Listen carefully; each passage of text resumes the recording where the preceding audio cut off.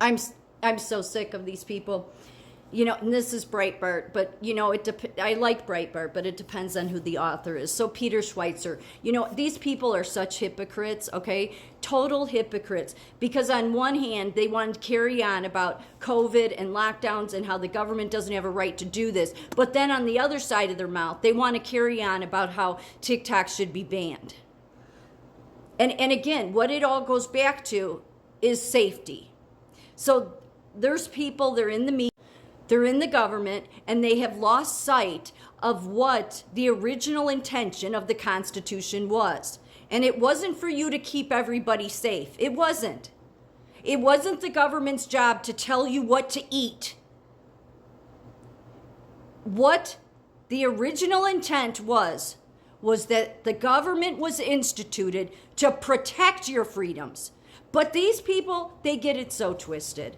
And you know what? The fact is, okay, is that if there was any American platform that allowed free speech, then Americans would gladly be on it, which is why these same people have all been the people that have pushed that Elon Musk is the free speech absolutist, and yet he shadow bans. His platform does exactly the same thing that Facebook does, that YouTube does, that all of them do. But what they don't want is for you to have a voice. And sadly, they don't ever want to get honest with themselves. They don't. Or they just, do the bidding for whoever, the military industrial complex, the government. I'm just so sick of these hypocrites. How much liberty must we give up? A constitutional analysis of the coronavirus lockdown proposals. And I think it's this article. I want to read some of this because it was really good.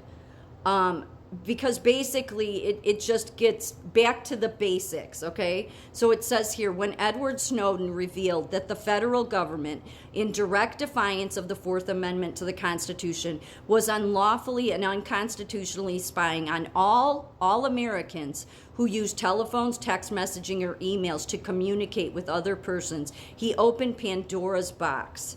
The allegations he unleashed are that Americans have a government that assaults our personal freedoms, operates in secrecy, and violates the Constitution and the values upon which it is based. The recriminations are that safety is a greater good than liberty. And Snowden interfered with the ability of the government to keep us safe by exposing its secrets, and so he should be silenced and punished. In the course of this debate, you have heard the argument that we all need to sacrifice some liberty in order to assure our safety, that liberty and safety are in equipoise, and when they clash, it is the government that should balance one against the other and decide which shall prevail.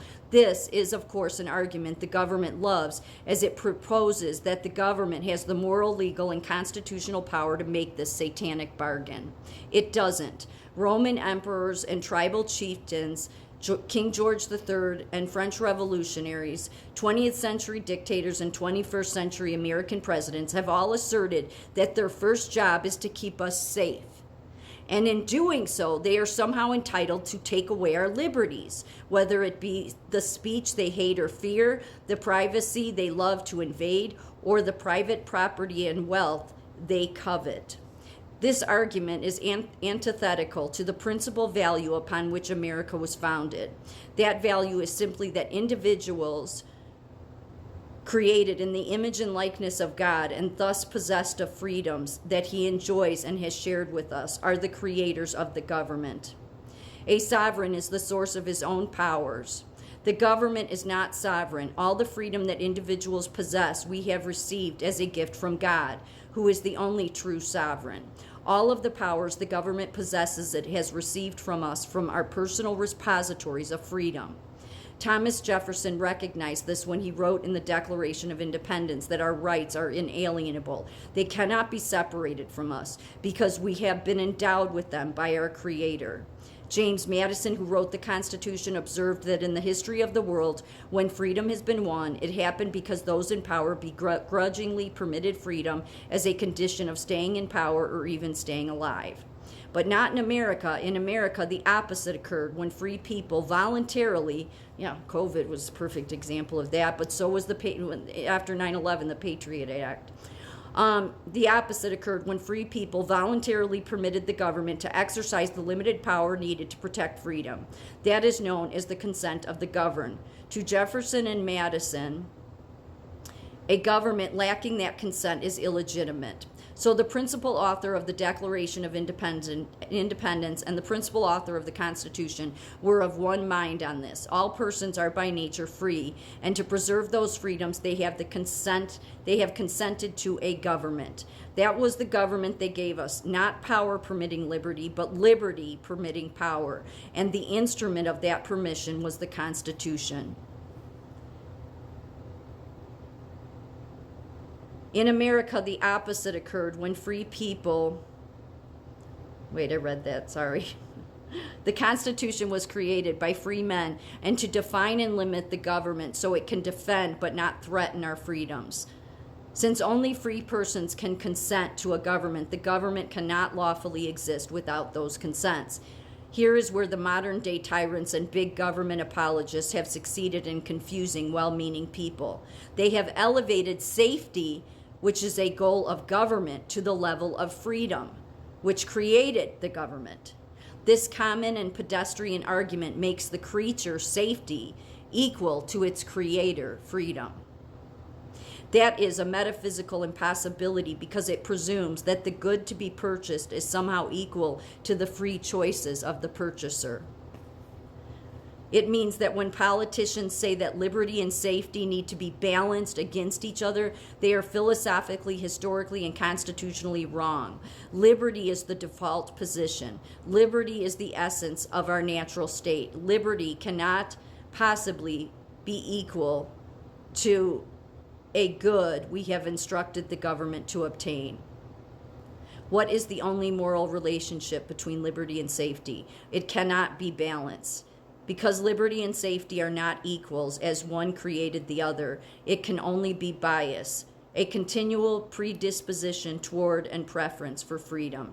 Every conceivable clash between the free choices of persons and their instructions to their government to safeguard freedom must favor the free choices because freedom is inalienable.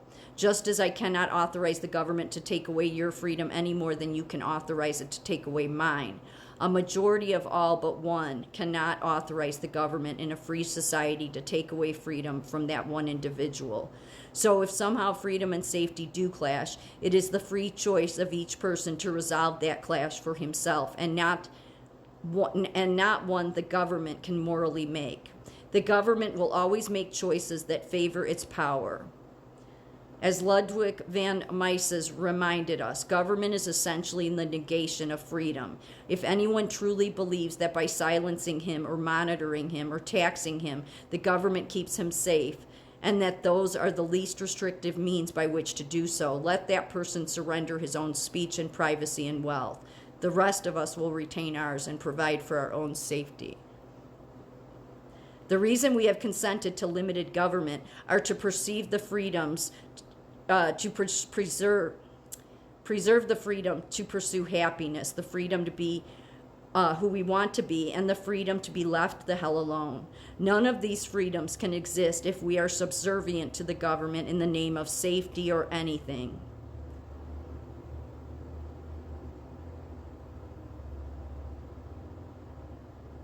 Or anything else it says.